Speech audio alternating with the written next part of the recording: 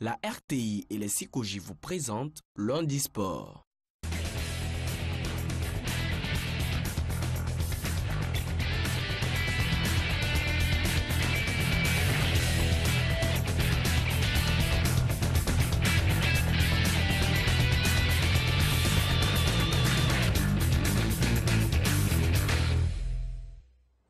Bonsoir à tous et bienvenue à ce magazine de sport que j'ai plaisir à présenter avec Brice Kwasi. Bonne fête encore à toutes les femmes. C'est l'une d'elles d'ailleurs qui vous propose les grandes articulations de ce magazine. Coupe d'Afrique des Nations de football des moins de 20 ans. Depuis hier 8 mars, les hostilités ont débuté entre les meilleures équipes juniors d'Afrique.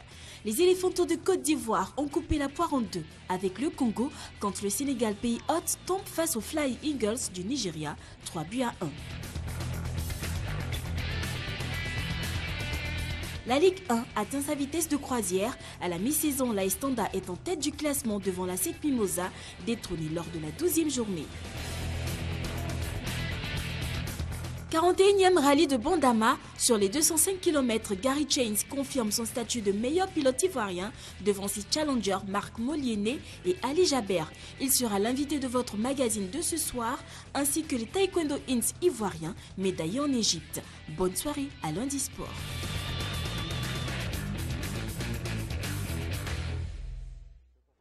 Merci à vous, Eliane Tapé. Après la CAN 2015 en Guinée équatoriale et la CAN des cadets au Niger, place maintenant à celle des cadets, des juniors plutôt, au Sénégal. Une compétition qui a débuté hier dimanche au stade Léopold Sédar Senghor. C'est à Dakar avec deux rencontres du groupe A, Sénégal-Nigeria et Congo-Côte d'Ivoire. Pour leur entrée en lice, les éléphantaux ont concédé le nul 1-1 face aux Congolais. Le résumé de Aude Alébé. Les éléphants avaient pris les devants dans cette opposition grâce à Mété Yakou à la 37e minute. Kessier Franck et ses coéquipiers gèrent leur avance face à une équipe congolaise qui avait du mal à dérouler son jeu. De retour des vestiaires, les poulains de Camara Ibrahim commettent beaucoup de fautes. Les Diables Rouges en profitent pour revenir au score. 1-1. La Côte d'Ivoire sera face au Sénégal pour la deuxième journée du groupe A. Brice Kwasi, les poulains de Camara Ibrahim débutent bien sûr ce championnat d'Afrique des moins de 20 ans par un nul alors qu'ils avaient un adversaire, je dirais, à leur portée, les Congolais. Ouais, c'est clair, ils avaient un adversaire à leur portée. Le Congo, c'est pratiquement l'inconnu dans ce groupe-là avec le Sénégal et le Nigeria qui sont également des équipes bien en forme. On pensait que la Côte d'Ivoire allait bien débuter cette compétition au vu de la compétition de la CAN des cadets où on a eu des difficultés à démarrer avec l'Afrique du Sud. Malheureusement, les éléphantaux qui ont bien dominé la première mi-temps auraient pu marquer 3 ou 4 buts. On n'aurait pas crié au scandale au vu du résultat de la première mi-temps. Malheureusement, ils ont été, on dirait, inefficaces devant. Et puis le Congo a pris petit à petit confiance. N'oubliez pas que cette équipe du Congo, ces joueurs-là sont issus du Centre national de formation de football. C'est un centre qui a été mis en place depuis 2005 avec l'expertise de formateurs venus de Auxerre, notamment pour donner un peu un allant au football congolais du côté de Brazzaville.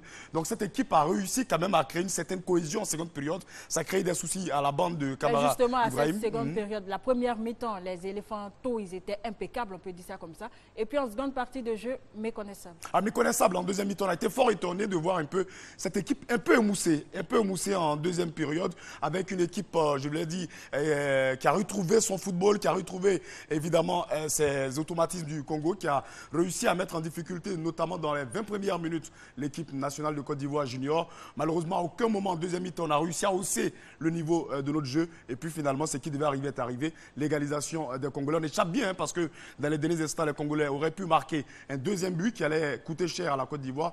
Mais je dis un but partout, c'est pas mauvais. C'est un point de prix pour la Côte d'Ivoire. Maintenant, il va falloir aller véritablement chercher ces 3 points face au Sénégal. Le Sénégal joue à domicile. On sait que ces joueurs du Sénégal sont issus du centre de Diamba. Ça promet, mais je crois que les éléphantaux ont montré quand même des moyens de pouvoir aller chercher cette victoire avec le retour certainement d'Angban Bekanti qui a énormément manqué dans cette équipe ivoirienne. Victoria Angbo, on peut le signaler, qui a écopé de 2 cartons. Donc, il ne pouvait pas jouer cette rencontre, cette première rencontre. Et c'est clair, lorsqu'on connaît la force, l'importance de ce joueur-là dans le dispositif de Camara, on l'a vu lors de la CAN des cadets remportée par la Côte d'Ivoire en 2013, on s'est dit que son absence l'absence a été véritablement, on a senti son absence notamment dans la construction, dans l'ébauche des actions offensives pour la Côte d'Ivoire. Meïté Yakou était très souvent esselé. C'est vrai qu'on a vu un excellent Brito, on a vu également des joueurs qui ont essayé d'apporter beaucoup de solutions. Malheureusement, l'absence de Angban Bekanti, le joueur de Chelsea, puisqu'il évolue dans l'équipe réserve de Chelsea, a beaucoup été quand même quelque chose qui n'a pas profité à cette équipe ivoirienne. On espère que son retour face au Sénégal va donner un peu plus de jeu, de solutions à la bande de Kamara Ibrahim. Justement, face à cette équipe du Sénégal, lors de la deuxième journée, qu'est-ce que Kamara Ibrahim doit corriger avant d'affronter cette équipe du Sénégal? Il faut véritablement corriger au niveau de l'efficacité, c'est clair. Hein. Les joueurs, on connaît bien sûr un talent comme Meïté Yakou qui aujourd'hui a progressé avec le Paris Saint-Germain, puisqu'il évolue également dans l'équipe réserve du Paris Saint-Germain. Il a beaucoup progressé, mais il va falloir véritablement imposer notre jeu au Sénégal. Le Sénégal, je l'ai dit, ces joueurs-là sont issus du centre Diamba. On les a vus jouer contre le Nigeria. Ce n'est pas une grosse équipe, l'équipe du Sénégal, mais elle jouera avec son public. C'est 60 000 supporters qui vont venir supporter, soutenir cette équipe du Sénégal. Donc il va falloir d'abord gérer la pression du public au niveau de Kamara Ibrahim. Ensuite, il va falloir mettre à profit le nombre d'occasions qu'on va se créer. Parce que c'est sûr qu'au vu de la défense, de ce qu'on a vu en défense du Sénégal, il y a des possibilités, il y a des opportunités pour faire la différence et il va falloir que nos attaquants soient efficaces. On espère bien que les attaquants ivoiriens seront efficaces face au Sénégal parce qu'on a besoin de buts. On s'est déjà compromis un temps soit peu lors de cette première rencontre en concédant le nul face au Congo. Au Congo, parce que ça me rappelle étrangement ce qui s'est passé à Niamey. On avait la possibilité de battre l'équipe sud-africaine qui a joué par la suite la finale. On a fait un 2-2. Ensuite, on est allé battre les Lionceaux du Cameroun 2-1. On s'est dit tranquillement qu'on a fait la plus grande partie du travail. Malheureusement, on est tombé face aux Maliens, aux Aiglons du Mali qui plus tard ont remporté le trophée. Il faut éviter ce scénario. Il faut gagner les Sénégalais et puis aller chercher un ou faire la victoire face au grand favori qui est bien sûr le Nigeria. Ok, merci Brice. Avant Congo-Côte d'Ivoire, il y a eu le match d'ouverture qui a opposé le pays hôte, le Sénégal, au Nigeria. Mais entrée en matière plutôt ratée pour le Sénégal qui s'est incliné 1-3 devant le Nigeria. Aude Alegbe. Le portier sénégalais Seydou Sy aura assumé la défaite des Lionceaux face au Nigeria. En commettant 2 erreurs défensives, il permet aux Flying Eagles de s'imposer dès l'entame du jeu grâce à un doublé de Aoini aux 9e et 11e minutes. La réaction du Sénégal ne tardera pas. Sidi Sarr réduit la marque à la 27e minute. Mais les Nigérians prennent les devants par l'intermédiaire de Mathieu Ifanyi à la 43e minute. Le score n'évoluera plus en seconde période. 3-1. Le Sénégal s'incline lourdement à domicile devant le Nigeria pour le compte de la première journée du groupe A de la CAN 2015 des moins de 20 ans. Brice, le Nigeria, déjà 6 fois champion, n'était-il pas... c'est clair que le Nigeria était favori avec tout ce palmarès qu'il avait, mais n'était-il pas un peu trop fort pour cette équipe du Sénégal? C'est clair, ils affichent clairement leurs intentions. Ils étaient au-dessus largement de cette équipe des Sénégalais, des juniors sénégalais, parce qu'on a vu une équipe du Nigeria bien en place. Ils ont bien préparé leur compétition. C'est vrai qu'ils ont été un peu déçus de la participation de leur cadet à la dernière compétition de Niamey, parce que le Nigeria, étant champion d'Afrique en titre à ce niveau-là, n'a pu occuper que la 4e place dans ce tournoi. Et donc, évidemment, il y a eu des changements au niveau des juniors. Et les juniors nigériens sont venus clairement pour afficher leurs intentions. Vous savez que dans ce genre de compétition, dans cette catégorie, le Nigeria et le Ghana excellent. Ils ont du bon cadets, du bon juniors. Et là, carrément, ils ont joué face à une équipe du Sénégal qui, pour moi, m'a étonné carrément. M'a déçu au niveau de sa défense. Il y avait beaucoup d'hésitation en défense, beaucoup de laissés, beaucoup de boulevards. Et les Nigériens ont profité. Ils ont eu 5 occasions. Ils ont mis 3 ballons au fond des filets face à une équipe un peu qui a joué peut-être sous la pression aussi, le Sénégal. Oui. Le Sénégal jouait à domicile.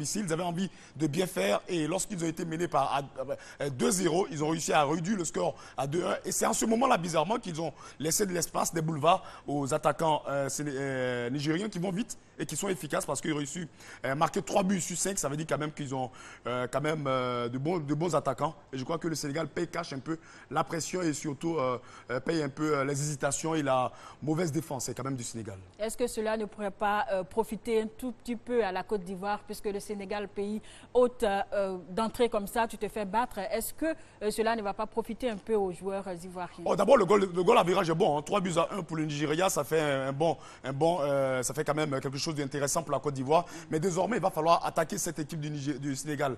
Au vu du match Sénégal-Nigeria, on a vu que lorsqu'on joue, le Nigeria a joué sur ses valeurs, sur ses forces, elle a mis en difficulté cette équipe du Sénégal qui joue un peu en comptant un peu sur son milieu de terrain offensif qui est ça, qui quand même va un peu plus vite. Ouais. Malheureusement, ils ont été contrés dans l'enjeu et ça a profité au niveau des côtés à cette équipe du Nigeria. Nous, on a la possibilité également. On a des joueurs qui vont vite. On a aussi un bon milieu de terrain. Ouais. Il va falloir, comme je l'ai dit, à nos joueurs de savoir que ça peut se jouer là, cette qualification. Et même ça se joue là, parce que le match de mercredi, je crois, oui, en cas de victoire, on aura fait quand même un pas important vers la demi-finale. Donc la pression est dans quel camp? La pression est dans le camp sénégalais qui va jouer devant son public, ouais, qui est obligé de gagner. Nous, on va jouer, c'est vrai, loin des bases de la Côte d'Ivoire, loin d'Abidjan, mais on jouera pour essayer de prendre des points et gagner cette équipe du Sénégal quand même.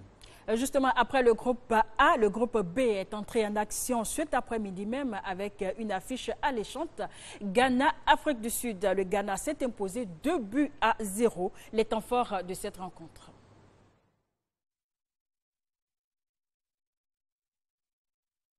C'est pas grave, tant pis, on ne nous a pas entendu depuis Mbour, le Sénégal, mais le match a commencé entre le Ghana et l'Afrique du Sud.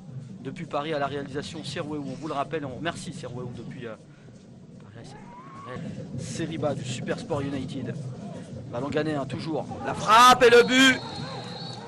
La réalisation ghanéenne. Superbe contre-attaque emmenée sur le côté gauche par Prosper Kassim. C'est le joueur de Manchester City qui a marqué ce but. On va le revoir ici, l'accélération de Prosper Kassim en 2 temps. Et c'est le gardien de but, le défenseur pardon, sud-africain qui met ce but. Le ballon qui circule bien pour le moment. Kassim encore une fois, dangereux avec son pied gauche. Kassim, l'opportunité d'ouvrir eh bien, mettre un deuxième but, la frappe et ça sera contré. Belle contre-attaque là, ghanéenne par contre. Ouais, le ballon en cloche. Le but et ça sera défendu et non, le lob, superbe lob ghanéen. Ouais, mais le ballon est superbement donné. On revoit ici le contrôle de la poitrine et la frappe de Benjamin Tété qui vient assommer l'Afrique du Sud avec ce lob.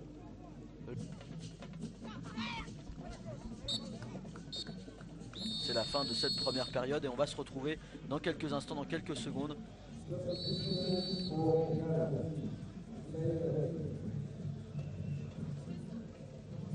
Nous offrir ses analyses et son expertise qui commande depuis pas mal de temps. Oh, la frappe ghanéenne où elle était tendue et sèche. On repique dans l'axe, c'est bien joué. Il n'y a pas de position d'hors-jeu. Si, c'est dans la deuxième passe, il y a une position d'hors-jeu. Et voilà, fin du match, victoire du Ghana qui prend la première place de ce groupe B. Le programme présidentiel de logement est une réalité avec la SICOGI. Plus de 2000 logements livrés et 15 000 en cours de réalisation. Appartements, duplex et villas à Yopougon, Abobo, Angré, Riviera et dans les villes de Daloa, San Pedro, Kong. Avec la SICOGI, vous avez l'assurance de la qualité, une facilité de paiement et une solution pour les entreprises. Infoline 20 30 55 44. SICOGI, nous savons faire des maisons. Brice, le moins qu'on puisse dire, c'est que le Ghana, l'un des favoris, bien sûr, de cette compétition, a assuré d'emblée son statut. Ah oui, le Ghana m'a séduit dans la manière d'élaborer son football. C'est l'équipe qui a le mieux joué lors de cette première journée. On a vu une équipe du Ghana très confiante. Et puis, entre les lignes, ça marchait bien avec notamment 2 joueurs très en forme, notamment Prosper Kassim et Benjamin Tété qui a marqué là, le deuxième but du Ghana face à une équipe de l'Afrique du Sud qui est en pleine construction. Vous le savez, les Sud-Africains sont désormais en compétition dans toutes ces catégories. Ils étaient à la CAN des cadets, ils sont à la CAN des juniors, ils sont en plein apprentissage. Mais le Ghana était au-dessus. On a vu une très bonne équipe du Ghana qui, évidemment, a laissé une très bonne impression déjà et qui, sans avoir joué le deuxième match, montre déjà, évidemment, qu'elle a envie d'aller très loin dans cette compétition parce que ça joue vite, ils ont une diversité dans leur football, ils ont de bons techniciens, de bons joueurs qui jouent dans de bons clubs également et c'est une très belle machine, les Black Satellites du Ghana. Le moins qu'on puisse dire encore, c'est que cette compétition promet parce qu'on a les meilleures nations de cette catégorie. Ah, c'est ce qui est intéressant dans la compétition des jeunes. Hein. On a généralement de très bonnes nations, du spectacle, on a des buts, on a également beaucoup d'aisance technique, on voit de beaux gestes techniques également. Cela, c'est un peu l'insouciance au départ parce que c'est la base du football. C'est sûr que ce championnat promet. Lorsqu'on voit un peu les résultats, c'est vrai qu'il y a eu le 3-1 du Nigeria face au Sénégal, il y a le 2-0 du Ghana devant l'Afrique du Sud, mais les écarts ne sont pas assez énorme entre les différentes équipes. C'est quand même des équipes qui peuvent se réveiller. On peut voir l'Afrique du Sud capable de réaction lors du deuxième match. Le Sénégal, pareil également. Et puis, on espère bien que pour les éléphantaux, on fera une très, très bonne CAN. Parce que figurez-vous que c'est le seul trophée désormais qui manque dans la vitrine de la Fédération de football. On a eu la CAN des cadets en 2013 avec la génération qui est là même d'ailleurs, la génération des caissiers. On a eu la CAN des seniors cette année et en 92. Reste quoi maintenant pour boucler la boucle en attendant les dames évidemment. C'est bien sûr la CAN des juniors. L'enjeu pour les 8 équipes qui participent à cette CAN des juniors est certes de la remporter, mais il y a aussi les qualifications pour le mondial de la catégorie. Prévu en Nouvelle-Zélande. C'est là le plus gros enjeu d'ailleurs parce que c'est accéder en demi-finale. Lorsqu'on est en demi-finale, on a automatiquement le ticket pour la Coupe du Monde. Donc le premier objectif pour la bande à Camara, comme toutes ces nations engagées, c'est d'accéder en demi-finale. Et pour accéder en demi-finale, il faut bien faire, bien jouer ces matchs de poule. Et lorsque vous êtes en demi-finale, vous êtes plus libéré parce que vous avez en main la qualification pour la Coupe du Monde. Et le bonus maintenant, c'est la recherche du trophée. Mais premier objectif, c'est d'aller en demi-finale. Est-ce que la Côte d'Ivoire a les moyens, bien sûr, d'arriver au demi-finale? Ah oui, on a les moyens parce que c'est quand même une équipe stable. Moi, je le dis, on n'a pas bouleversé l'effectif. On retrouve pratiquement Franck Kessié, Jomo Chérif. On a le jeune Baba Lamine qui vient de la FAD, le cadet, qui a été mis dedans. On a également Meïté Yakou qui est en pleine forme. On a les moyens. On a le même entraîneur. On a Kamara Ibrahim qui revient d'une sensation à la Coupe d'Afrique des seniors, qui connaît bien son effectif, qui connaît bien ses joueurs. On a les moyens. Reste maintenant, comme je l'ai dit, à être très confiant, mais être surtout efficace devant parce qu'au vu du premier match, on se crée énormément d'occasions. On a un jeu qui va vite et puis également qui nous permet de pouvoir mettre en difficulté nos adversaires. Reste évidemment à concrétiser nos actions. Mais tout ce que vous dites suscite un peu de crainte quand même. On a le même coach. On a l'ossature des cadets qui a remporté la CAN en 2013. Et là, au premier match face au Congo, voilà, on peut dire patatras, on fait un nul.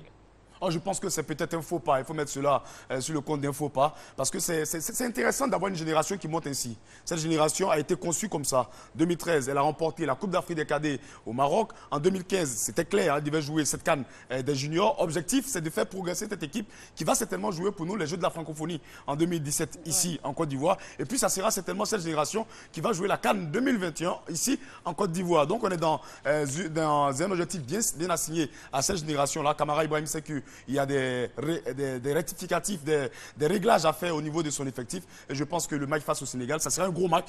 On souhaite la victoire pour les éléphantaux.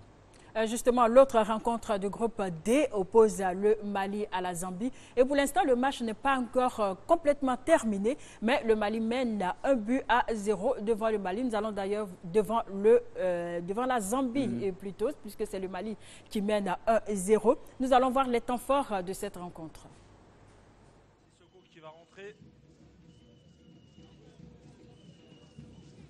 Un attaquant.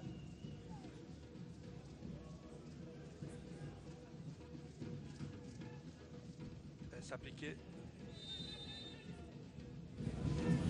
Et le but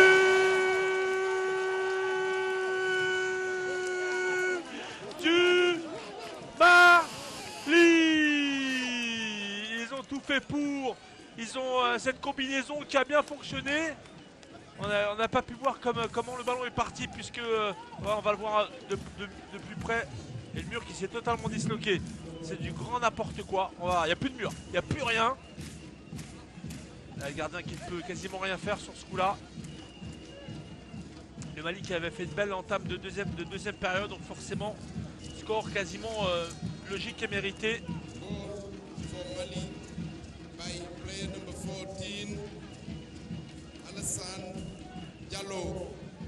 Et Diallo qui marque son but à Alassane. Voilà, c'est mérité. Hein. Belle entame de deuxième période. Les Zambiens aussi ont eu quelques coups à jouer. Ils n'ont pas joué assez vite malheureusement pour eux. Non, ils étaient en supériorité numérique. Parfois face à deux défenseurs, ils étaient 3 ou 4. Ils ont choisi souvent les mauvaises solutions. du côté. Saliou Guindo qui va sortir. Et Sissoko Suleiman qui va rentrer. Changement poste pour poste hein, du classique. Fait rentrer du 109 mais au même poste tout simplement. Guindo il a beaucoup donné, on l'a pas énormément vu, on n'a pas non plus joué des longs ballons sur lui. Il n'a pas trop pesé on va dire sur cette défense. Nous sommes entrés dans le tout dernier quart d'heure de cette partie, 1-0 pour le Mali. C'est une réaction de cette équipe de Zambie. Voilà Brice, ce match vient de prendre fin. Le Mali a finalement battu la Zambie 1-0. Et ce qui est intéressant pour le Mali est en train de récolter aujourd'hui le fruit de la formation. Il y a eu le centre de formation Jean-Marc Guillou, à l'image de la SEC Mimosa, reproduit à Madagascar, aujourd'hui reproduit au Mali. Et ces joueurs-là, issus du centre de formation Jean-Marc Guillou, associés au centre de formation Salif Keïta, qui donne l'ossature aujourd'hui de ces équipes, de cette équipe junior. C'est plus pareil pour les cadets. Ces joueurs, déjà à la base, dans le championnat malien, on les met déjà au Real de Bamako.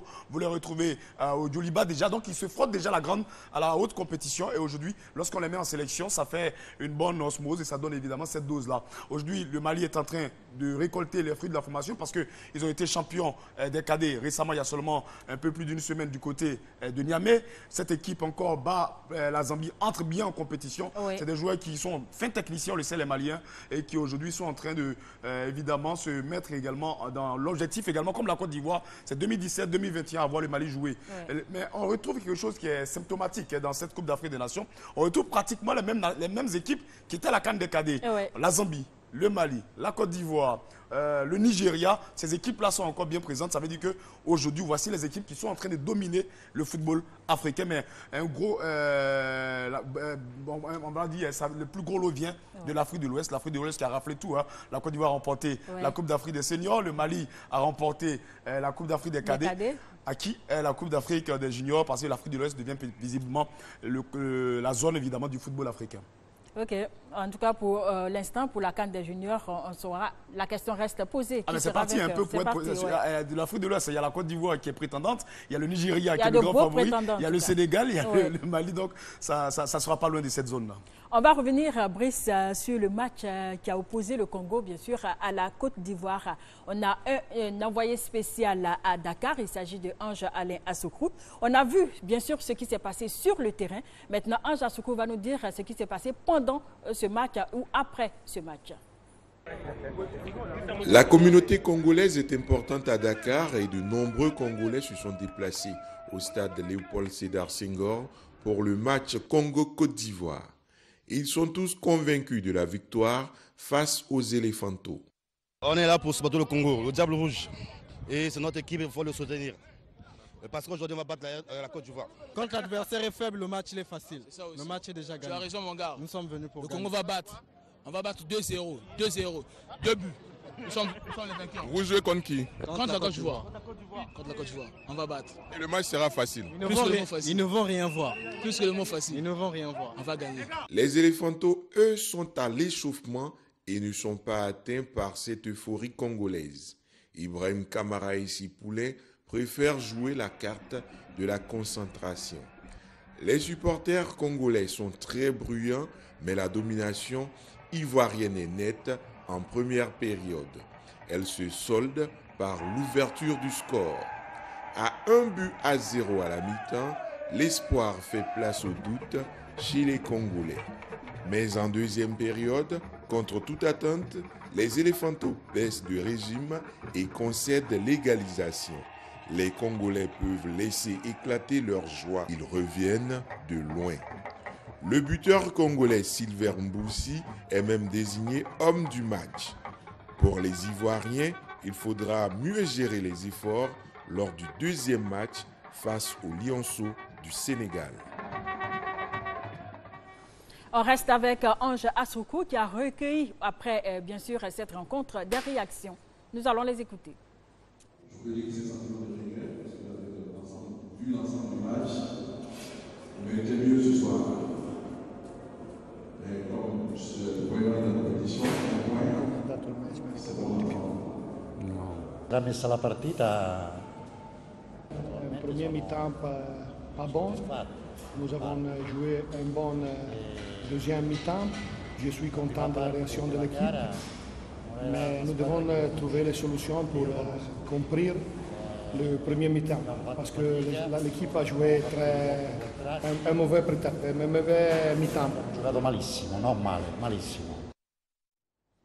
Voilà, on vient d'écouter les différents entraîneurs. Guamene Gervais, l'adjoint de Kamara Ibrahim, et puis l'entraîneur, évidemment, congolais. On l'a entendu à Guamene Gervais, et que de regrets, hein, parce que c'est clair, la Côte d'Ivoire aurait pu gagner ce match et bien entrer dans cette compétition avec les 3 points, parce que c'est très intéressant de gagner le premier match et surtout aborder sereinement la deuxième opposition. C'est vrai que les Sénégalais sont plus sous pression, mais nous également, on a un peu la pression. Il faut gagner les Sénégalais. Donc, il a dit qu'il y a beaucoup de regrets, parce que voir le nombre d'occasions qu'on s'est créé, le chapelet d'occasions qu'on s'est créé, on n'arrive pas à concrétiser toutes ces actions-là. Il va falloir évidemment encore doper le moral de nos Pachidem. La Fédération ivoirienne de football a trouvé la parade. Comme Kamara Ibrahim ne veut pas parler à la presse, ne parle pas trop. Ah oui, c'est clair. Lui, il ne parle jamais. Hein, Kamara Ibrahim, notre ami. Donc là, on a trouvé... Très discret. Guamene Gervais le remplace, l'adjoint. Ce n'est pas dans ses habitudes de Kamara Ibrahim, mais il faut qu'il s'habitue maintenant à parler à la presse, surtout qu'il est l'entraîneur en premier de cette sélection. C'est à lui de répondre aux questions. Et nous disons à la Fédération de dire à Kamara, évidemment, d'être au devant, évidemment, de la scène à la conférence de presse. Nous allons revenir tout à l'heure sur cette rencontre qui a opposé bien sûr le pays hôte, le Sénégal, au Nigeria. Bien sûr, notre reporter qui est à Dakar a également fait quelques à côté. Donc nous aurons le temps dans quelques instants de voir ces à côté-là de Ange Assoukro. Pour l'instant, nous allons parler encore un tout petit peu de cette rencontre. Oui, mais il y a quelque chose qu'il faut souligner, c'est au niveau de l'organisation. J'ai vu le match du Sénégal, j'ai vu également le match de la Côte d'Ivoire. Il n'y a pas trop d'engouement. Il n'y a pas trop d'engouement. Est-ce qu'il y a eu une bonne politique de communication à Dakar pour que le public se déplace? Vous savez que le stade Léopold Sédar Senghor, c'est 60 000 places. Et lorsqu'il y a moins de 5 000 personnes seulement au stade, c'est un creux qu'on voit, c'est vide, c'est pas intéressant. Et donc, il va falloir évidemment faire, encore amplifier la politique de communication. C'est une grosse compétition, la CAN des juniors, donc il faut qu'on ait un peu l'attrait. Mais je crois que ça peut venir. On ne souhaite pas pour les Sénégalais de nous battre, hein, parce que c'est clair. On souhaite nous gagner le Sénégal et passer. Mais je crois que le deuxième match, Côte d'Ivoire-Sénégal, c'est une très belle affiche. Il va falloir on sait tellement qu'on aura du beau monde. Maintenant, on a vu là, vous avez vu que les Congolais étaient plus nombreux au stade que les Ivoiriens. Pourtant, à Dakar, on a une forte communauté. Il va falloir qu'à ce niveau également, il y ait peut-être que l'information n'est pas passée. Il faut que l'information passe pour ceux qui nous regardent là-bas du côté de Dakar ou dans les différentes villes du Sénégal. Faites le déplacement pour aller soutenir ces éléphantaux parce que s'ils sont champions au niveau des cadets, le rêve aujourd'hui, c'est de remporter ce trophée. Ça sera trop beau pour la Côte d'Ivoire d'avoir la Coupe d'Afrique des Nations juniors après la Coupe d'Afrique des Nations seniors. Nous allons repartir avec Ange Assoukro pour les à côté de cette rencontre Sénégal-Nigéria. Sénégalais et Nigérians se retrouvent pour l'ouverture du championnat d'Afrique des juniors comme en ouverture de la CAN 1992 des seniors au Sénégal. Les supporters nigérians ne doutent jamais de leur équipe, même face au pays organisateur. Ça sera un beau match et nous allons donner la leçon de football aux Sénégalais parce que nous sommes les rois d'Afrique. Je fais confiance à mon équipe et je sais que nous allons faire une bonne partie face au Sénégal et au final nous allons battre les Sénégalais. Pour les Sénégalais, le 12e Gaïndé ou 12e Lion, l'équivalent du CNSE en Côte d'Ivoire, s'est organisé pour apporter son soutien aux Lionceaux. Nous ne faisons pas de distinguo entre les seniors, les cadets et les juniors. Donc c'est le drapeau du Sénégal. Nous sommes là pour les galvaniser et les pousser à la victoire finale. Très vite, les Sénégalais qui participent à leur deuxième championnat d'Afrique des juniors sont menés 2-0. Mais heureusement pour les Sénégalais, les Lionceaux parviennent à réduire le score. Joie de courte durée cependant, le Nigeria plante un 3e but avant la mi-temps. La deuxième période n'apportera pas plus de joie aux Sénégalais. Les Lionceaux sont défaits d'entrée et le double buteur nigérien Michal Awoniyi est désigné homme du match. Le Sénégal jouera son destin dans cette compétition face aux éléphantaux. On reste avec Ange Assoukro pour écouter bien sûr les réactions après cette rencontre Sénégal-Nigéria. Ensuite,